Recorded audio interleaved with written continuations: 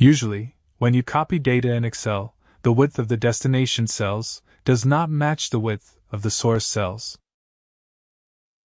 Adjusting column widths manually can be a tedious task, especially with a large dataset. This video demonstrates various methods for copying column widths.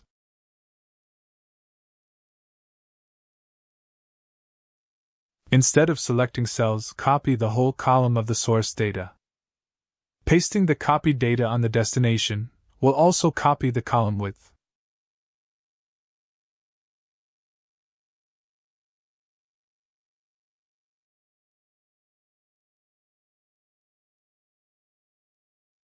Select the source column header.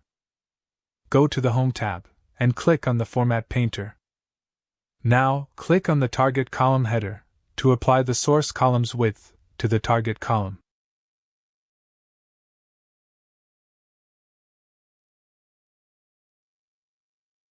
Copy the source data. Right-click on the destination cell, then choose Paste Special, and select Keep Source Column Widths.